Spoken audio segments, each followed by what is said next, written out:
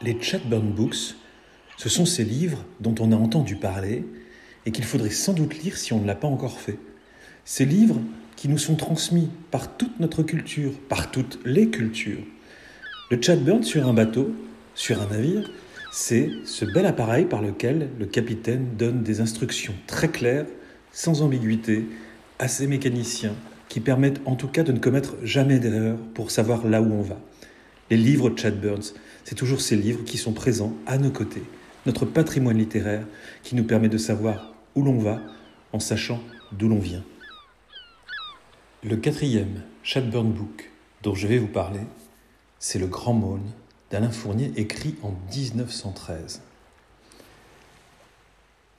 Il arriva chez nous un dimanche de novembre 1800. Ainsi s'ouvre l'unique roman écrit par Alain Fournier. François, le narrateur, a 15 ans. Ses parents sont instituteurs au cours supérieur de Sainte-Agathe, un petit village de campagne dans lequel la vie s'écoule paisiblement. Jusqu'à l'arrivée d'Augustin Maulne, un grand garçon de 17 ans. Sa mère débarque, un froid dimanche de novembre, pour l'inscrire comme pensionnaire. Aussitôt arrivé, aussitôt disparu. Augustin échappe à la vigilance de sa mère et déniche dans le grenier une vieille roue et les restes d'un feu d'artifice. À peine Augustin Maulne a-t-il fait la connaissance de François, qui l'entraîne pour lui montrer les 2 fusées avec leurs bouts de mèche en papier que la flamme avait coupés, noircis puis abandonnés. Augustin planta dans le sable le moyeu de la roue, tira de sa poche, à mon grand étonnement, car cela nous était formellement interdit, une boîte d'allumettes. Se baissant avec précaution, il mit le feu à la mèche.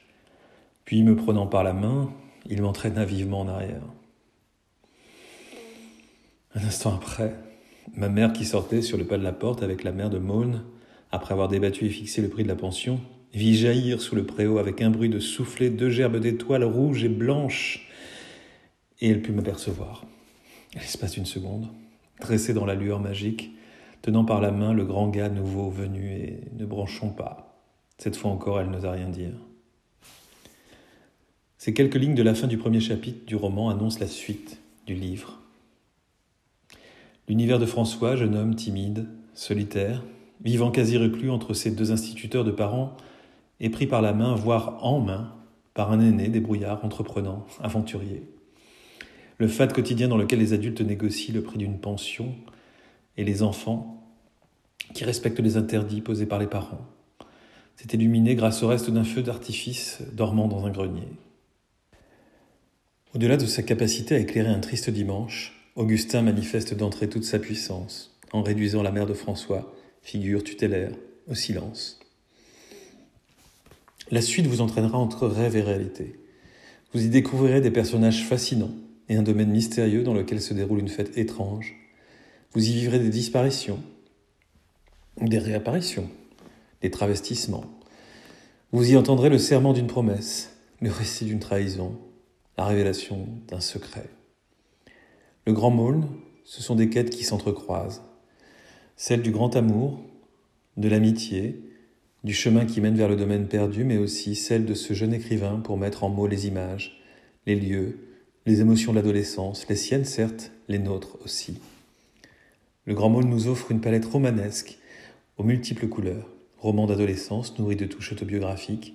C'est un roman d'aventure dans lequel le merveilleux intervient pour entraîner le lecteur dans un univers onirique qui se clôt sur les retrouvailles entre Maulne et sa fille, qui l'enveloppe dans un manteau, partant avec elle pour de nouvelles aventures.